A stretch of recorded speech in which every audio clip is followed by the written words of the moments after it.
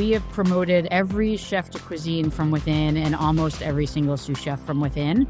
We take chances on people. I would rather promote someone who's not quite ready and form them into what we want than take someone from the outside who thinks they're more than ready. And sometimes you get a gem. Missy Robbins is the James Beard Award-winning chef owner of acclaimed Lilia and Misi restaurants, the co-founder of Misi Pasta, a pasta and specialty foods brand, and co-founder of Grovehouse, a hospitality company. Over the course of her decades-long career, she has been profiled in a range of publications, from Vanity Fair to InStyle to the New York Times. She lives, makes pasta, and cooks in Brooklyn. What happened was I was finally, after 20 years of cooking the food that I wanted to eat every day. And that's how that menu became what it was. I still have a lot of growing to do, and I've been managing for 30 years. So I'm not perfect at it, but I try harder, and I think I have a greater awareness of when I do fail or when I make a mistake. I'm able to apologize, where I used to just be like, well, it's my place and I don't have to apologize. And I'm much better at that now. I'm much better at feeling shitty if I do get mad, and you grow every day from it.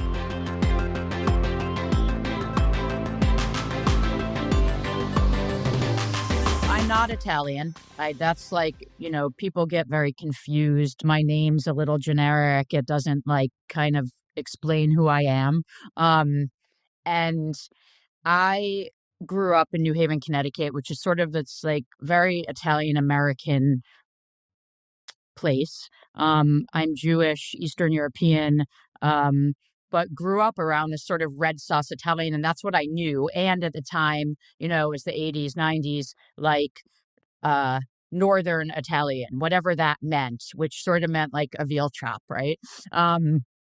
And when I started cooking, I was 22. I started cooking my last semester of college, and I said I'd give it a year and see how it went. And we're on 32 years now, as of a couple weeks ago.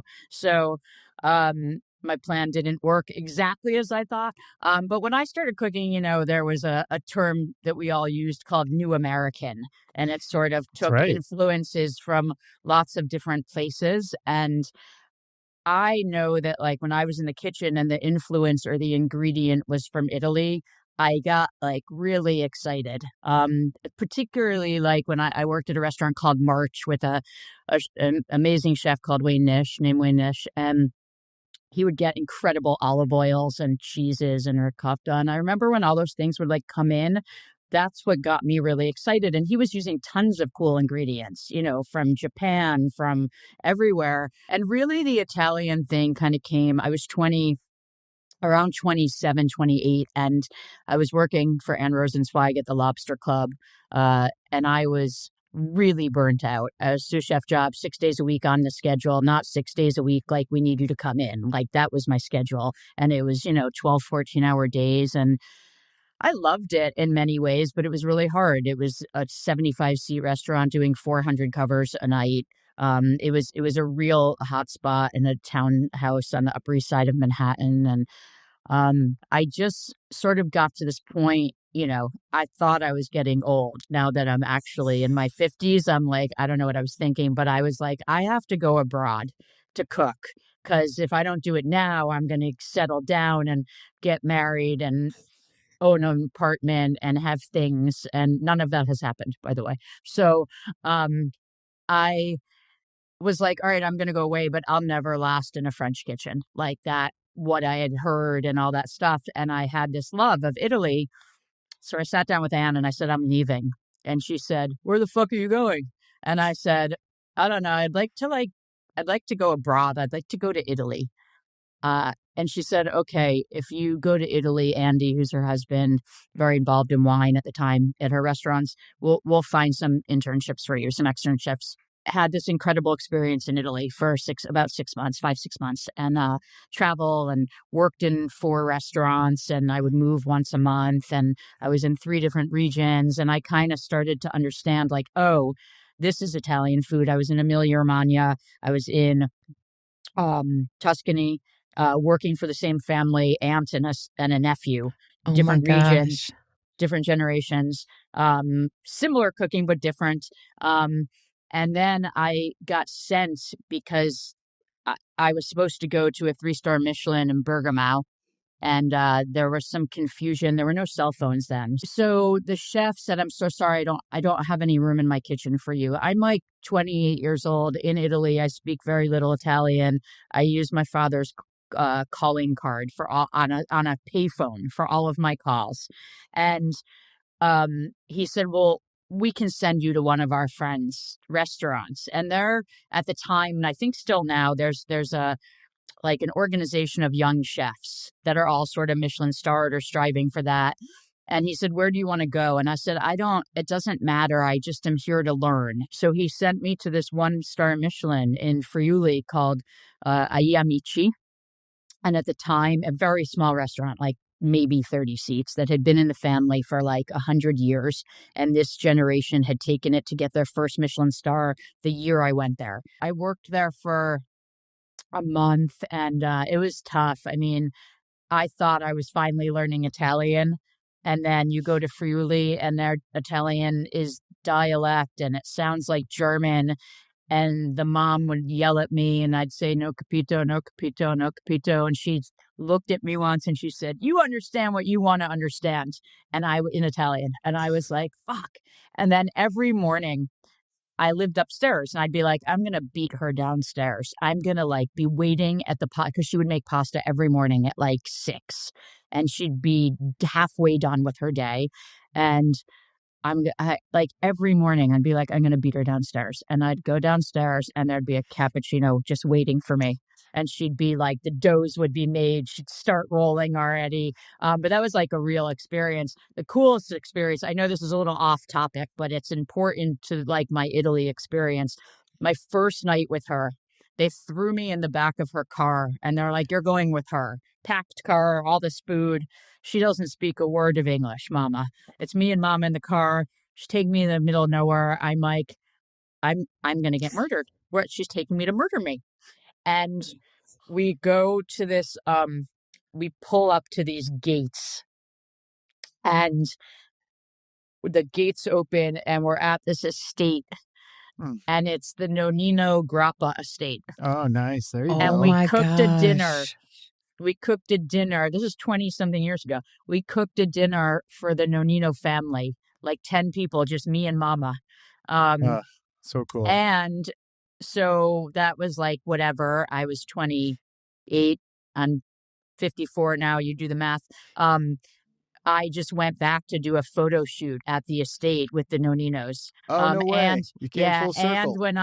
and when I was researching the pasta book, Talia and I went and spent like a day with them, where they arranged for us to be with this family all day, and they were there. We had this crazy feast, and they taught us how to make the traditional calzone 3 different ways.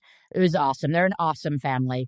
So Friuli is like really close to my heart, and just like the other restaurants were really important too. But there was something about that experience of like a light bulb really going off of like, oh, this is what regional Italian food was. Yeah. Like all of a sudden there was like smoked pork and sauerkraut and all these ingredients that you don't see even in Northern Italian cooking, or what my impression was. So I came back to the States, and I was getting all these job offers for Italian food and Italian restaurants. And I wasn't ready to like pigeonhole myself. Like I loved the experience, but I was like, I still was in like new American mode.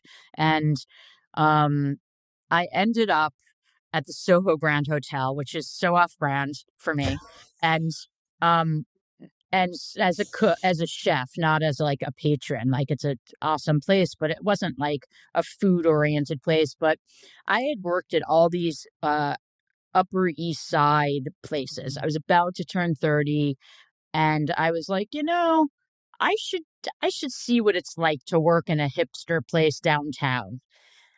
And I got there, and within like a year, so at the time they had like a New York Times 2-star restaurant that was fine.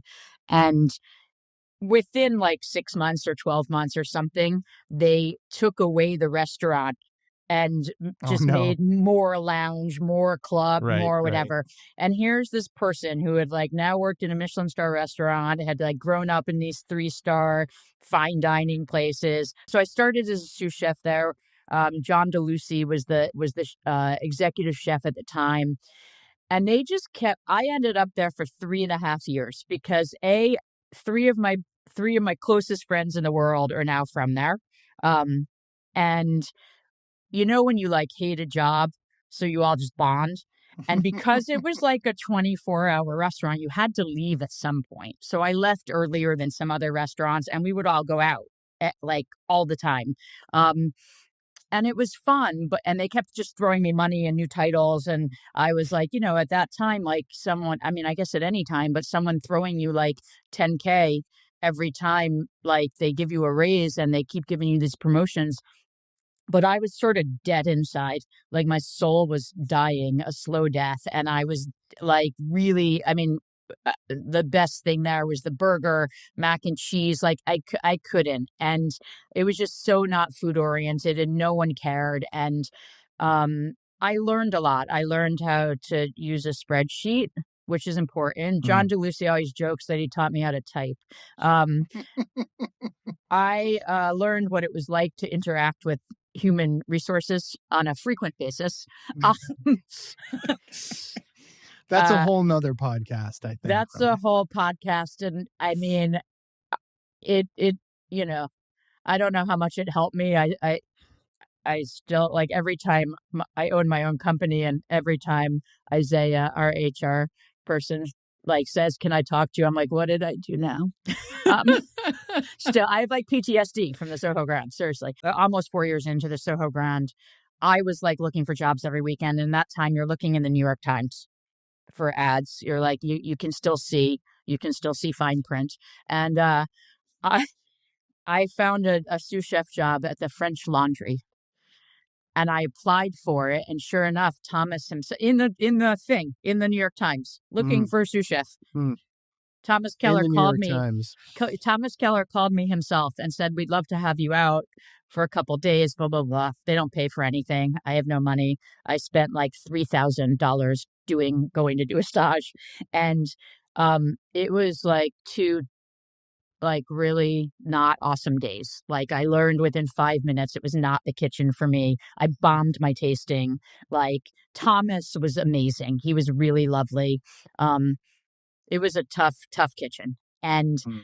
I knew it, like, I didn't get offered the job, and I knew that it wasn't for me. I got a call from a headhunter uh, that I had sent a resume to, like, right when I got home from Italy. So, like, four years earlier. And he said, "Hey, a couple of years ago, you said you would move to Chicago. Is that still true?" And I'm like, "I don't know."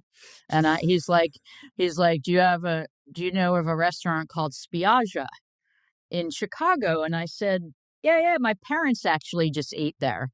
And he said, "Well, they're looking for a number two. The chef's name is Tony Montuano, and he wants a chef de cuisine and blah, blah, blah." And I said, "Sure, I'll talk to him, whatever." So Tony called me. I remember this conversation so vividly on a Sunday morning. I talked to him for like close to 2 hours on an introductory interview.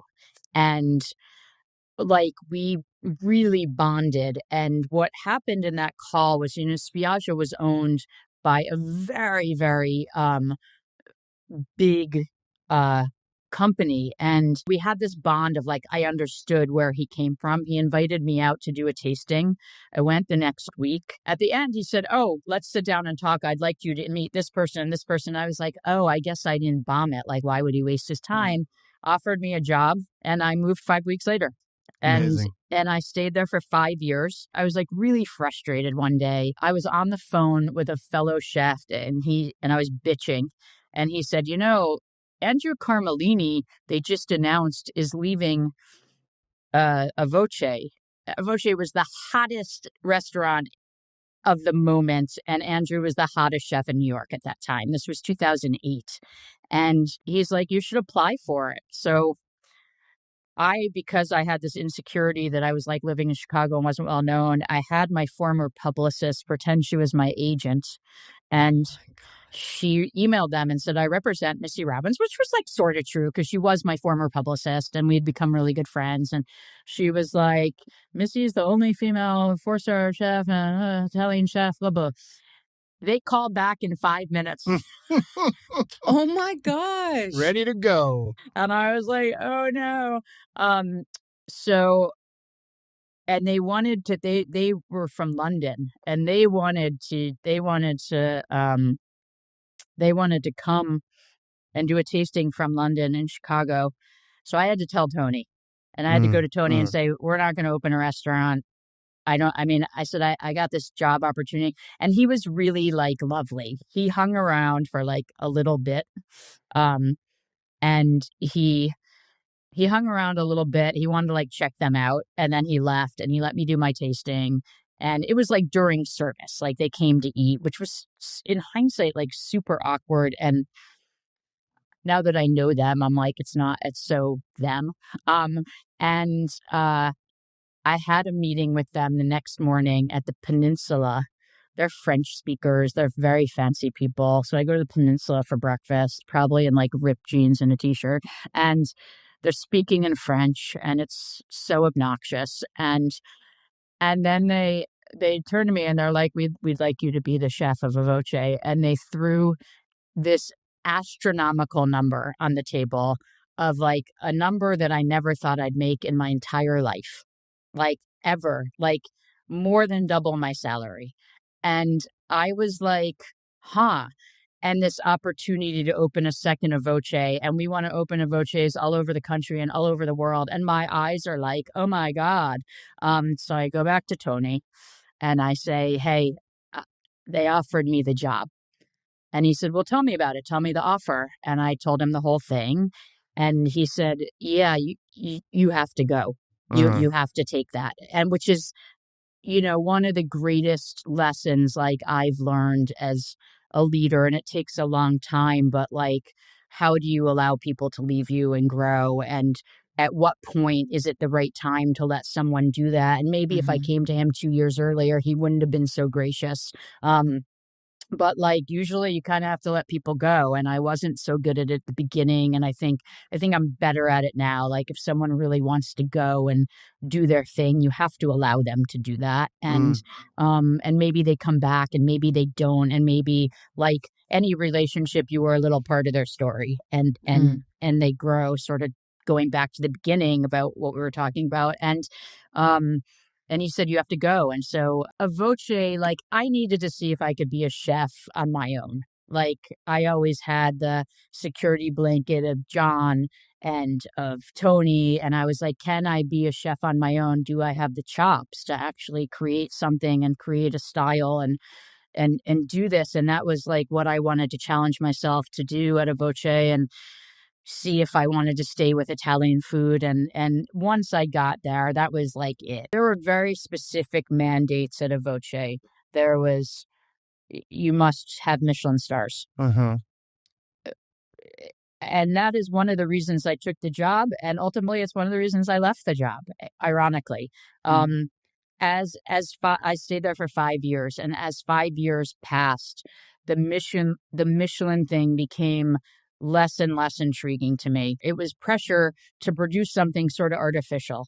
And like, are you cooking for your bosses? Are you cooking for you? Are you cooking for your team? Are you 100%. cooking for the guest? Or are you cooking for Michelin?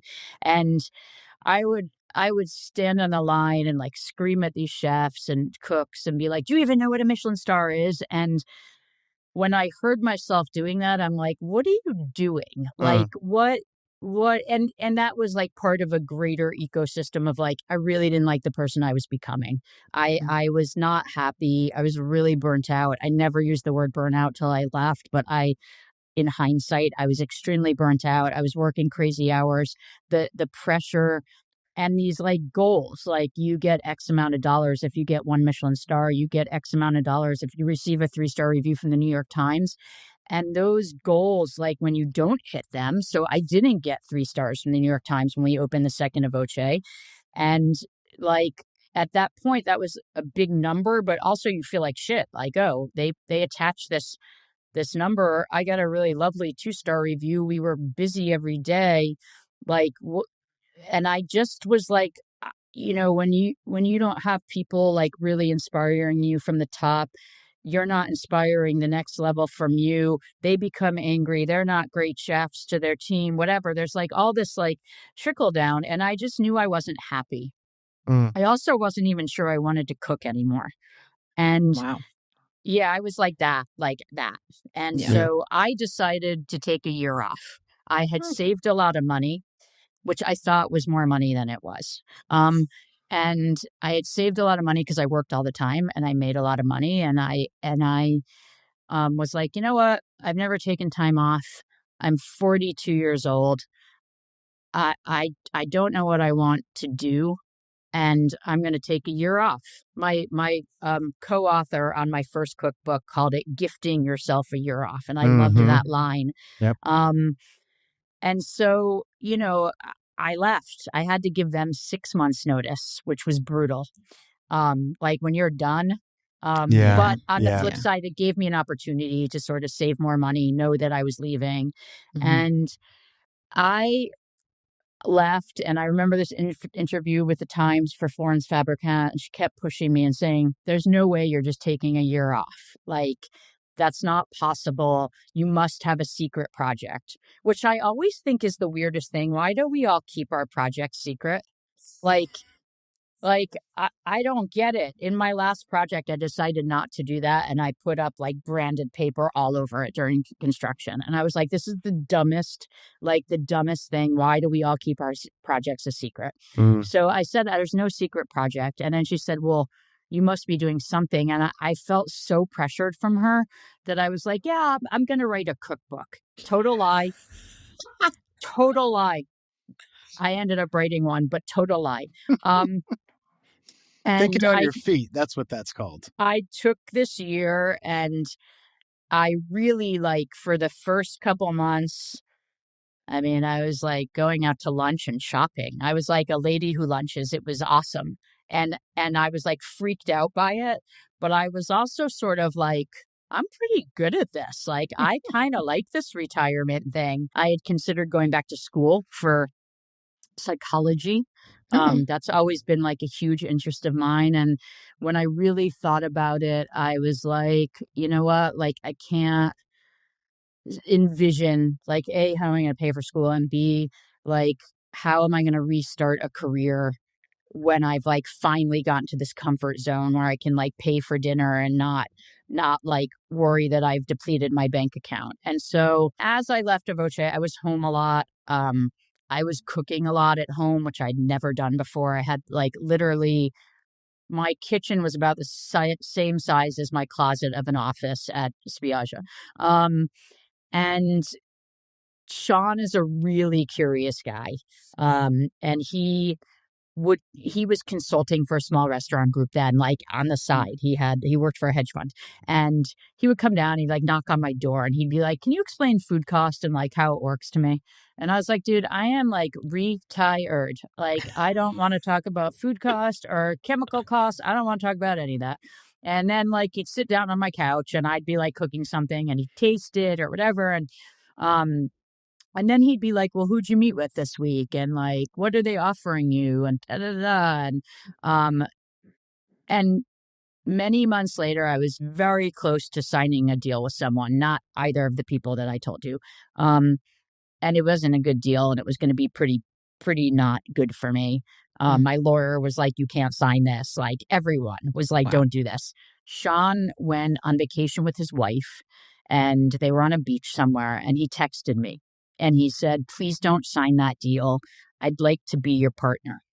And I said, yeah, no, that's not going to happen. Like, you don't know anything about the restaurant business. And I also was like, I need to get paid. So I knew if I partner with someone like a Danny, like if we were going to open a restaurant in development, they would pay me, right? And I was like, I can't do this with you. And I like, I always envisioned my partner being like my front of house person, wine person, my counterpart. And he was never going to be that. he came home from vacation and we ended up like going out to dinner. And for 4 months, we had these like crazy conversations, and many of them were about family and how we grew up and values and business values and what is the company. We both had worked for a variety of companies. He had worked for banks, he had worked for hedge funds, like and what if we were going to open a company, what would that look like and how would we want it to be, even though we came from these totally separate worlds. And I still kind of kept saying no to him. And one day, it was the first year that I hadn't gone to the Beard Awards in many, many years. And I was watching them live streaming at home and kind of feeling like a loser. I was like unemployed and I'm like, what the fuck am I doing? And I was watching all of these, and I was unemployed by choice, obviously. But it was like getting down to this, it was a year. It had been a year. And I was watching all of these chefs get up and accept their awards, and they were all thanking their partners like with like such gratitude and such joy. And the people, like the deal that I was working on was not completely dead in the water. And I was like, I don't see myself like getting up and thanking those people, like, and being really proud about it. And I think I would be really proud to like thank Sean someday. And I ran upstairs in the middle of the Beard Awards, like tears in my eyes. And are you crying, Matt? You're about to cry. Almost. By the way, this is like one of the first times I've told the story and not cried. And I like tears in my eyes, and I was like, all right, let's do this. And he's like, okay. And I like told him what happened, and he's like, okay, let's do this. Da, da, da. And I walking out his door, he has like kind of a long foyer, and I'm walking out and I said, you have the money, right? And he goes, yeah, Small yeah. detail. He goes, yeah, I have the money. I've got it taken care of. He didn't have the money taken care of at all. He raised it very quickly. I'll give him that. He's very, very good at raising money. And then we just went to work and we started looking at spaces, and the goal was to open in the West Village or downtown Manhattan somewhere. And to me, that was my only definition of success. I will not be successful if I don't have a restaurant in downtown Manhattan. That's what I wanted. That's what I always wanted. And we looked. So how did you get to Brooklyn? So he came to me one day. We had looked at like 40 spaces and they were ridiculous. And I got to hand it to him. I was used to these crazy rents in New York. And he's like, it didn't make sense to him. He's a business guy, right? He knows numbers. And he's like, this doesn't make any sense. And one day he texted me and he's like, there's a space in Williamsburg. Someone led me to, will you go look at it? I'm at work. And I said, and I was doing a consulting project then, so I was like kind of busy too. And I was like, I have the text still. I said, I'm not fucking opening a restaurant in Williamsburg. To me. Oh my God. And scene. So I go to look at the restaurant. I have someone drop me off. It's, a functioning auto body shop at that time. I am really into design and architecture and whatever. So I walk in and I'm like, oh, this has good bones. He's texting me, like driving me insane. And he's like, well, how is it? And I'm like, don't you have work to do? Leave me alone. And he's like, how is it? How is it? How is it? I'm like, well, it's got really good bones, but I don't know how to get home from here. And I don't know where I was like full Manhattan and like really spent very little time in Brooklyn, and, whether that's good or bad or whatever, it was true. And, we kind of did the same thing that we did with becoming partners. We started to go to Williamsburg on weekends and we would kind of look like tourists. Like Sean would have the like finance vest on and Gucci loafers, and we're walking around Williamsburg and everyone looks like you, Matt. And like, though that's not actually true because Williamsburg has changed quite a bit. And so like, we're seeing that, we're seeing strollers, we're seeing other finance people, we're seeing like much more diverse than like how I thought of Williamsburg as just like young cooks, right? Yep. And after 4 months, we were like, sort of like, all right, let's do this. And for me, I was, someone said to me like, look, you're so wrapped up in like, this is the rest of your life. And like, it doesn't have to be the rest of your life. Like if for some reason this doesn't work, it's okay. And so for me, I was like, all right, we'll open the restaurant in Williamsburg. And in a year, I'll open one in Manhattan. I'll be fine. Mm-hmm. We open Lilia. It becomes something that none of us could have ever imagined. You asked the original question 30 minutes later was, how did you come to Lilia? And so the space sort of dictated some of it. There was an opportunity to put wood fire in, which I was really excited about after obviously Spiaggia was all wood fire, and some of my time in Italy really inspired that. It was never meant to be a pasta restaurant. It was just meant to be like an great Italian restaurant. And from a food perspective, I had changed my diet a lot. I went on Weight Watchers during the time I was off. I lost 40 pounds. That was some of the not happiness also. I was really unhealthy when I left Voce physically. I could like barely walk. I had an ankle problem. I had frozen shoulder, and I was like heavy. And I didn't even realize how heavy I was until I got on the scale one day and was like, oh my God, I'm almost 200 pounds. I'm 5'6". Like, how did this happen? And so Weight Watchers really worked. And in doing that, I became sort of like really interested in vegetables. I became really interested in cooking the same style of pasta that I was cooking. I see my cooks now, I'm not in the kitchens every day anymore. So I'm not there to be like, less butter, less butter, less butter. And I see them use the butter as a crutch instead of using pasta water and butter to get that viscosity. And you can do it. And so my cuisine like lightened a little, I'd say. And but I wanted like this little fish section, big fish, not a ton of meat, lots of vegetables, some pastas, and this like fun aperitivo snack section. And my hope was that the people living in all these new buildings or at surrounding Lilia would come by and they'd sit at the bar and they'd have a salad and a bowl of pasta and a glass of wine and leave. Mm-hmm. Some people did that, but more often than not, people ended up like basically creating 5-course meals because there are like 7 sections on the menu. And in each one, you're like, shit, I really want that. And I didn't design it that way. Like I wasn't like trying to do that.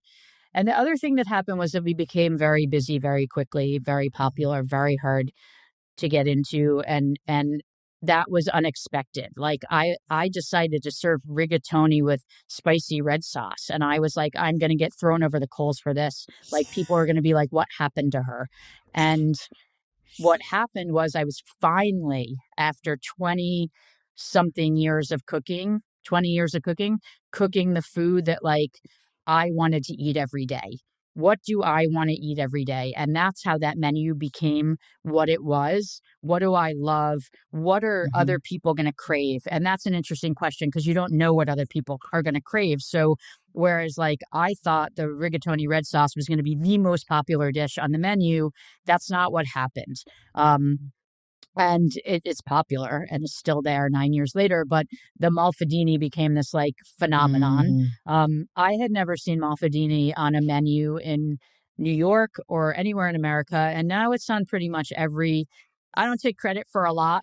I didn't invent Malfadini, but I will take credit for it being on menus around the country. And it's weird. Like you don't plan for this stuff. I'm sure you've had experiences like that, Matt, where, in my newest place, I decided to put at the shop, I decided to put an artichoke sandwich on.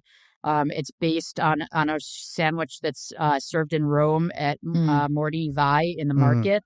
That a friend of mine was like, you need to have this sandwich at the new shop. And I was like, okay. So I went to Rome and I tasted the sandwich and I was like, it's not that good, actually. I was like, I think I can make it better. You put this artichoke sandwich on. It's totally random. And it's the biggest, most popular thing at my pasta shop. So like, you just never plan for what's going to be. And Lilia became this thing. And the beautiful thing about Lilia is like, we didn't plan to get 3 stars from the New York Times. We never even talked about stars. It was such a like refreshing approach. I just want to make this restaurant. I want people to feel this way when they come in. I want the music to be great. I want the vibes to be great. I want the whole package to be great. And it was the first time that I got to do the whole package. And like, I knew I could cook, and I was sort of like, well, if I can't cook by this time, like there's a real problem, but can I do all these other things? Like, can I do great graphic design with my designer? Can I pick out great china? Can I, you know, can I make this environment where people feel like they're walking into our home? And Lilia worked, and there were lines out the door. And like for the first couple of years, like I would stand next to my chef de cuisine, and you know, the first couple of years I was there every night, and I would like still be like, what's happening here? And I'd get like tears in my eyes. It's very overwhelming. And it's still like, we just turned 9 in January, and it's still overwhelming to me when I see it. Like it's nuts. And fast forward to 2025, when I think it was maybe New York Mag, or I can't remember who, literally just came out last week with like the 10 hardest restaurant reservations to get in the country. And Lilia was on there. Oh, really? Didn't see it. Didn't even see it. Well, I saw it and I was like, thank God I have Missy on text. I can just... yeah, right. You know, it's funny, like, and then 2 years later, we opened Missy. 2 weeks after Lilia opened, Sean, my very ambitious business partner, came to me. I'm on the pass. I have like 100 tickets. And he goes, I think we have something here. I'm going to start looking for another space. And he said, okay. And I said, okay. I was like, what are you talking about? I was like, I'm going to be standing here for the next 2 years. Like, I don't know what you're doing. But like, to me, it was a real opening. Lilia was like a make or break moment. I had disappeared for 2 years. Like, you know, by the time we opened Lilia, it was actually 2.5 years since I had left Voce. Yep. And I had done stuff to like make some money after that first year, but not a lot. And I was like, I was at the pass every night. I was plating and expediting and tasting and talking to guests. And Sean was like, I'm going to go look for a space. And I'm like, all right, you do you. And he was doing double duty. He was coming to Lilia every night, and he was going to his trading desk at 5 a.m. every day at his hedge fund. And it was nuts. And, you know, after we ended up, he looked at a lot of spaces. We looked at some spaces, and we ended up finding the Missy space, which was a new development on the waterfront, called, you know, they were building Domino Park. It's across the street. Sean had seen the sugar factory, and he's like, I want to open there on the top floor. And I was like, okay, buddy. And he found out who the developer was, called them on Monday morning. We were filming something across the street, and he was like standing there, and he said, I'd like to open in the top floor of the Domino Sugar Factory. And I said, well, that's not quite available yet. But our first building, 325 Kent, will be the first thing available if you want to look at that. And it was just like new construction. But we both sort of looked at each other and said, all right, like, we have an opportunity to get into this part of the neighborhood. So Lilia's in North Williamsburg. Missy is a mile away in South Williamsburg. They're the same neighborhood, but also very different. Like, I live in South Williamsburg. My life is sort of more oriented south, but not really. But we knew it was going to happen on the waterfront. We knew 5 more buildings were going up. We knew that there was going to be commercial space in the sugar factory, and so we took it. And it was a good bet. Like, we've lived through construction for the last 7 years. I actually live in one of the buildings now, and they're putting up the last building right next to me, and I'm going to live through construction outside my window for the next 2 years. But it's been really amazing to be part of the neighborhood growing. And as the neighborhood has grown, the Missy's popularity has grown. I just want to say one thing, which is the experience of going and spending time and immersed in other cultures is so incredibly valuable. And the story that you told about going to Italy for the first time just like totally struck a chord with me. And I remember similarly when I went to Pienza to go do some work with Dario Cecchini wow. through my former mentor, Isan Gradal at Formaggio. and I spent time in Pienza, and I went to Cafe El Rossellino, which was a tiny little cafe in Pienza Center in the Centrale there that was literally the mother in the kitchen and the father waiting tables. And it was the first time I'd ever experienced that sort of a thing. And it just changes you, right? It just does. Like you just kind of give yourself to it, and it just changes your whole perspective. And so I think that stuff is so critical for anybody who wants to try and, kind of better themselves in any sort of way. Certainly culinarily is just whatever it is. It doesn't have to be Italy. I mean, it could be, No, it you could be. could go to the Listen, next state, right? Like, listen, I'm inspired through any travel. yeah, And like people say, well, what inspires you? And I'm like, mostly travel. And I know now sort of like I need, again, whether it's to another state or another country, not necessarily Italy. Sometimes you're more inspired outside of Italy because you're so immersed in Italy that you're like, what can I take from this culture and add to what I do in Italy? I just went to London for the first time in many, many years in February, and really was just eating and going to cool bars and checking out the scene. And I came back so inspired. And it wasn't amazing food necessarily now. just Yeah, food. London, The just food, the food in London the is food was unreal. fantastic. Yeah. The hospitality was beyond. And I Yeah. felt like every restaurant that I walked into, and most of them did not know that I was a chef. I mean, I didn't like make my reservations through connections, except I think like one place they might have called, someone I know might have called over for me after he knew I was in London. And everyone was so lovely. And like, really, it's like you felt like they wanted to like make sure that you had the experience that you wanted. And I came back and I went to all three of my places and did pre-shift, which I don't do really anymore. And like really told this story because I was like, this is what made my trip. It wasn't like the great turbo that I had, though that was great, but like, Yeah. so I think, when I go to Mexico City, like design stuff, like I'm taking from everything. Copenhagen, I went 2 years ago. It was phenomenal, and every meal was better than the next. And, my aesthetic is very, Scandinavian. So Yeah. I think it is really important. Like, it's important to walk around your own city. It's like funny, Totally. I'm really into Yeah, photography. and that's my point is I think just step out the front door. Like people, Yes. you have to be able to get out and see stuff and experience things, whether it's the next town, the next, state, whatever. Yeah. It's so critical. Yeah. Neighborhood, Yeah. anything. Yeah. Yeah. So we've talked a lot about mentorship and mentors who were important to you. And you've talked about your teams and learning when to let them go or when to nurture, when to hold them close or those types of things. But you also mentioned that you're not on the line very much anymore and you're not in the kitchens every day. How do you develop teams and leaders in your kitchens to take over for you when you're not there every day? It's been a really slow process. So I would say that this shift is probably like since COVID.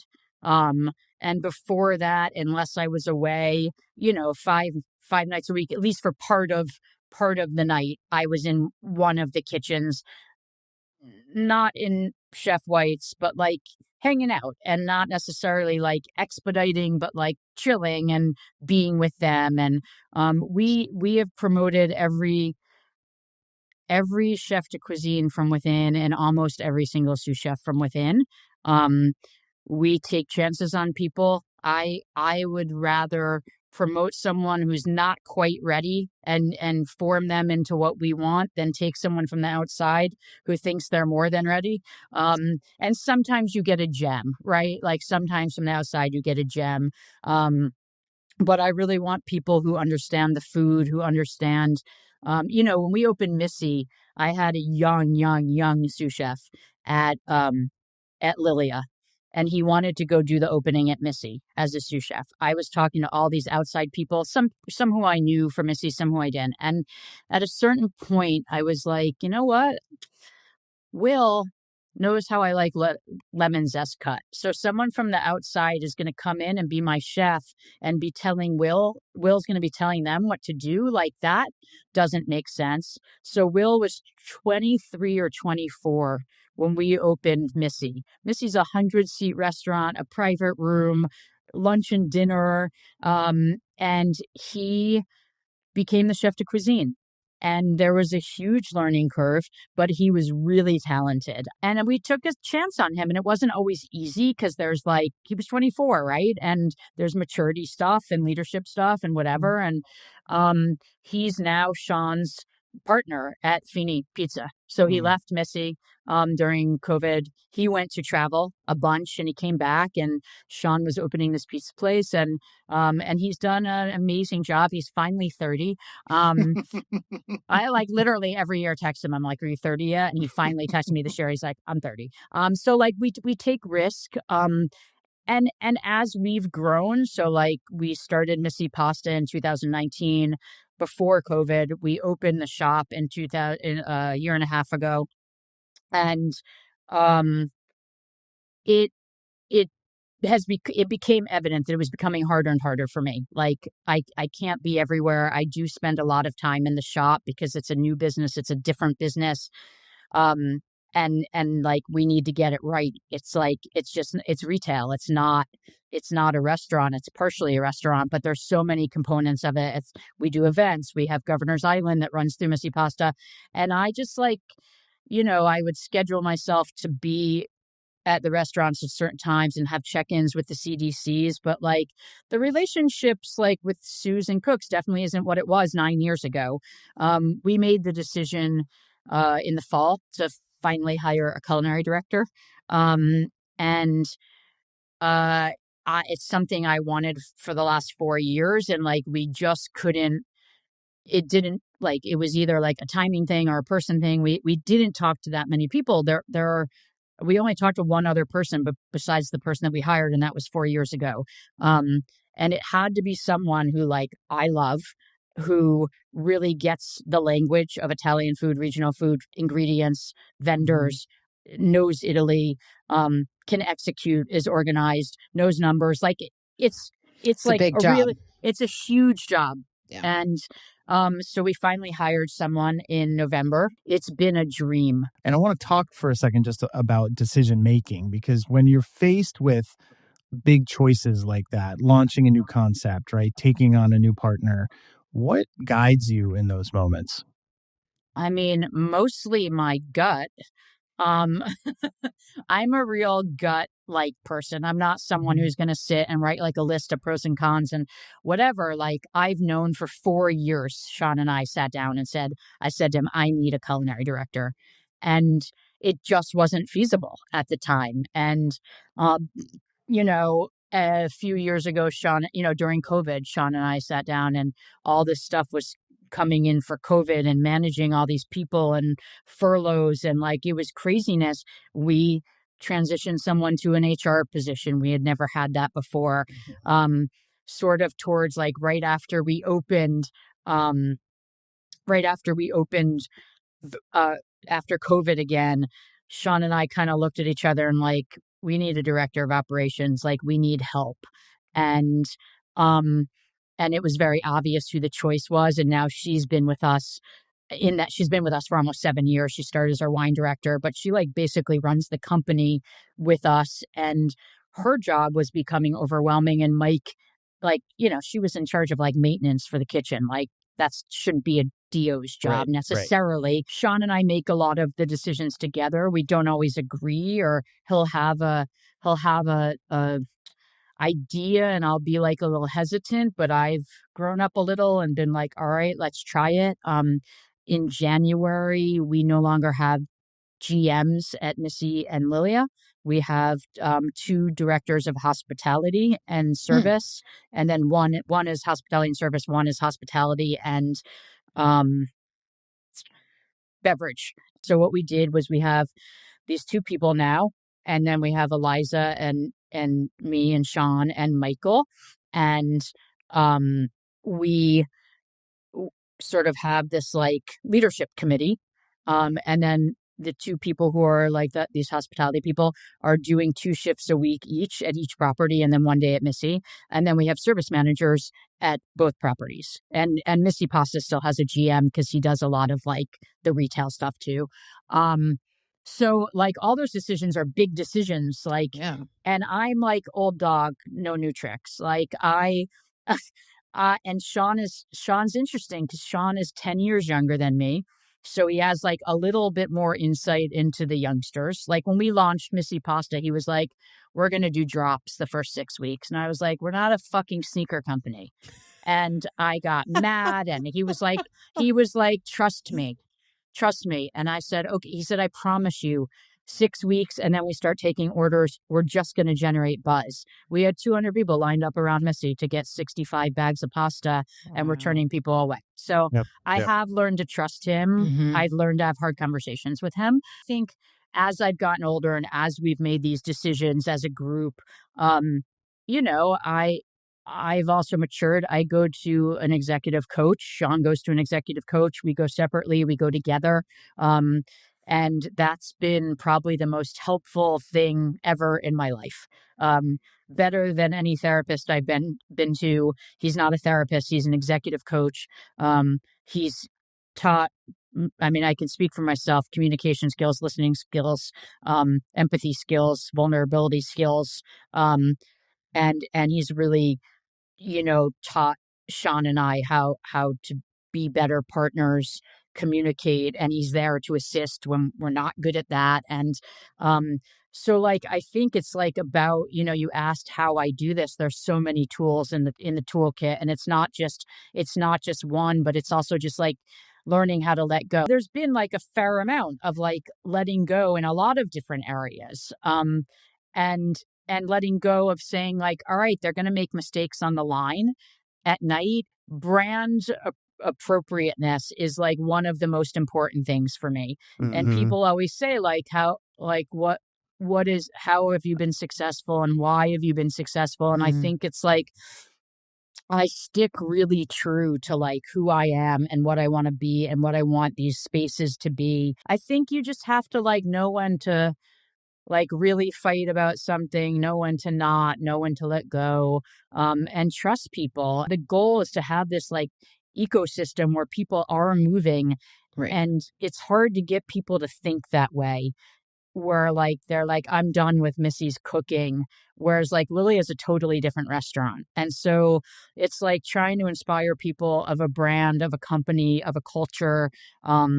It's trying to come back from those trips and be inspiring. It's trying to like, when I am in the spaces, to be to be present, which I'm not always great at. Like my phone goes 100 miles an hour, but it is part of like why I wake up in the morning and I stay home for a few hours and I try and get a lot of the BS done so that when I walk in spaces, I can talk to people. And I'm not always great. Like I still have a lot of growing to do, and I've been managing for 30 years, so, or 25 years. And I'm not perfect at it, but I try harder, and I think I have a greater awareness of when I do fail or when I make a mistake. I'm able to apologize, where I used to just be like, well, it's my place and I don't have to apologize. And I'm much better at that now. I'm much better at like feeling shitty if I do get mad. And I don't know, you grow every day from it.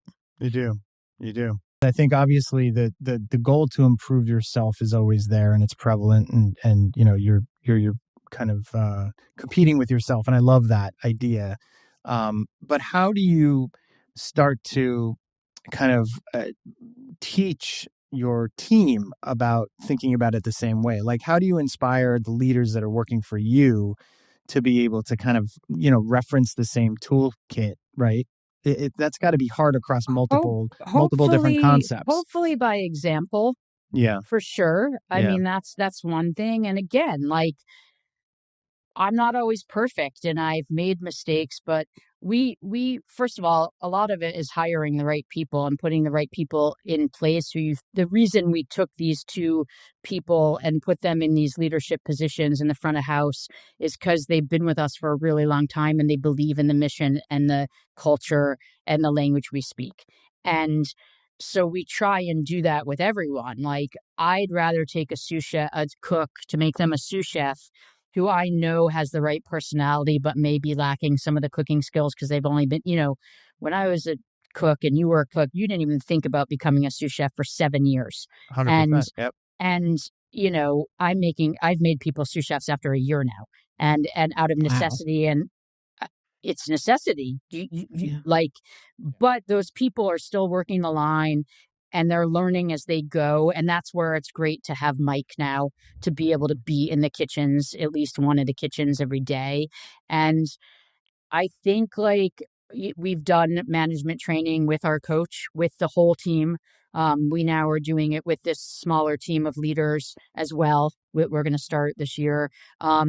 And it's really just like getting everyone on the same page, but it sort of starts in the hiring process. And you can tell when someone's not the right person. And sometimes you can coach those people. And sometimes you just know they're not going to be the right fit. And they sort of get themselves out of it. And sometimes you have to make a tough decision and say, this person's not right for the culture. And, I think for me also, I end up being the quote unquote bad guy some of the time because my expectations are just so high. My standards are so high and I can't unsee things. And so, one of the things Charlie, this coach, has taught me is this gain before a gap.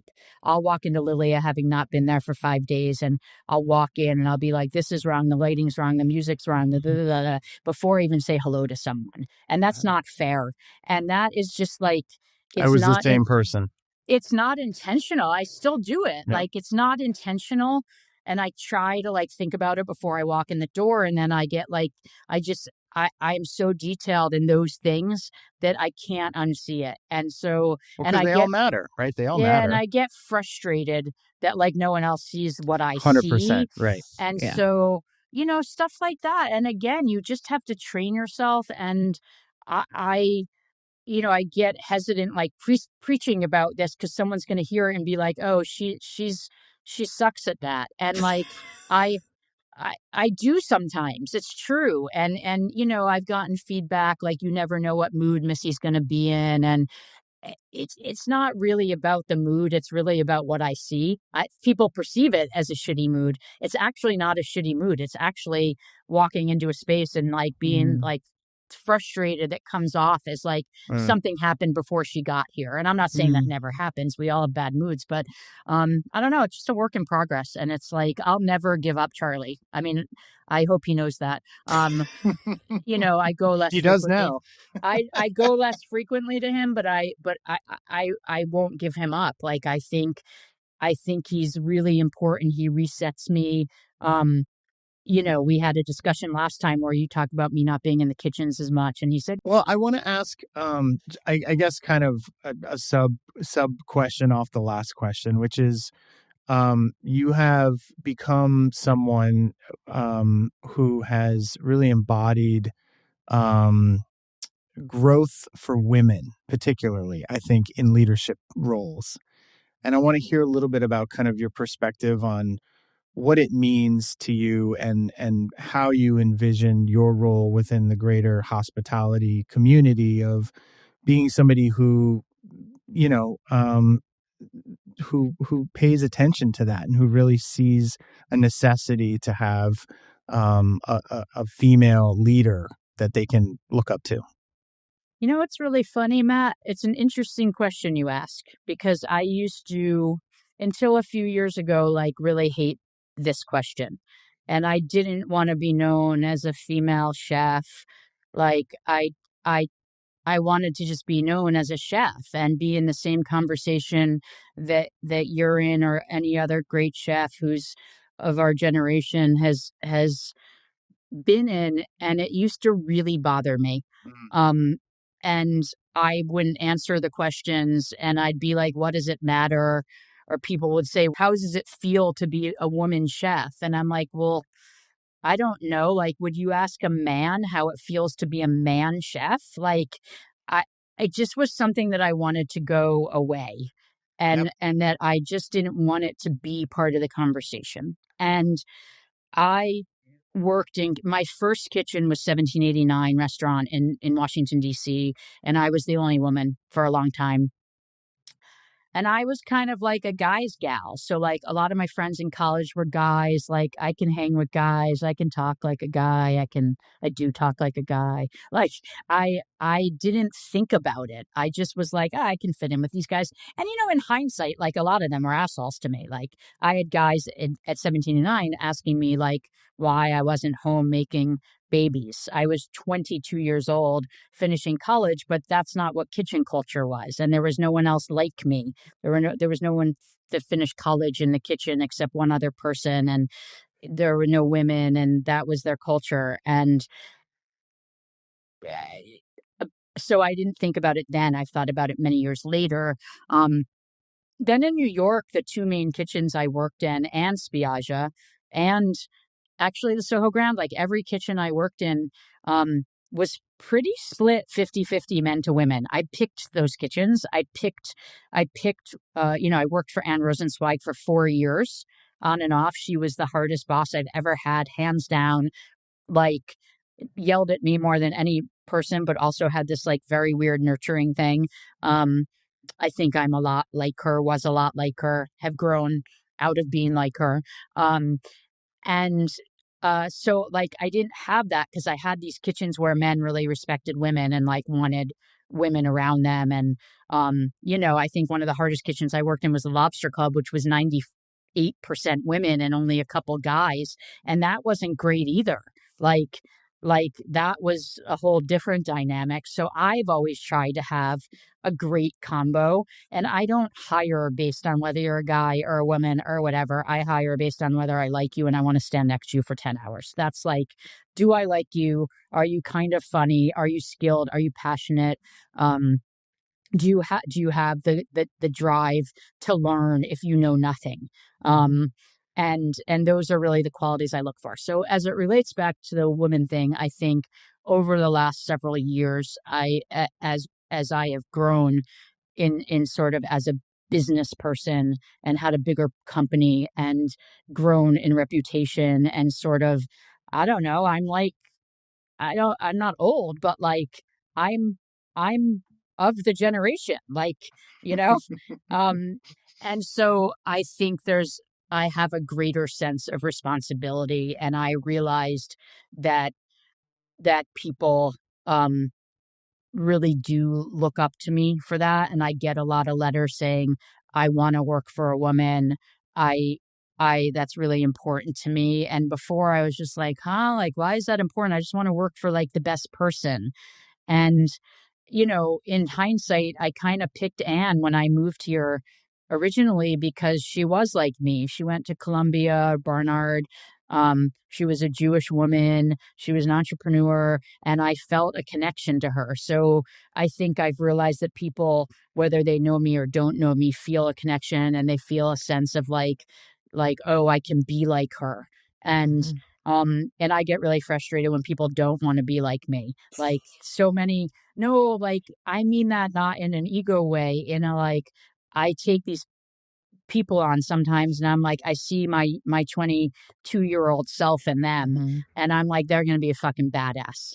And and and then when they're like, I'm going to go be a recipe tester for Bon App, not that there's anything wrong with that. I'm like, oh, I thought they were going to be the next gen. And so I do feel a responsibility. I know that I can inspire a lot of people. And whether that was like my inspiration growing up or not, I now recognize that there are very few of us at my level. 100%. I can name very few in New York even. I can name very few my age in New York, honestly. There's like, there's a generation that's like 8-10 years below me. The Hillary Sterlings, the Aisha, who I worked with, both of them. They were both chefs for me. But I sense that as a responsibility, and it's interesting. I had a conversation with someone really close to me who's in finance, and she's in sort of the same position where there are very few of her at the level that she's at. And she's constantly doing things to inspire women. And I said, why do you do it? And it's sort of the reason I just gave you. She said, like, I have a responsibility. Like, there are very few of me in this, and I had this opportunity to really pick people and bring them up in this world that a lot of women don't get the opportunity, and a lot of women, don't know what it's about. And that really inspired me too, and sort of changed my perspective on all of this of like, it's not just our industry, it's sort of industry wide in any industry. And I feel like proud now that I can do that. And like, for all the bitching I did about it, and like, don't group me as a woman chef, and I don't want to do this and that. Now I'm sort of like, oh, this is awesome.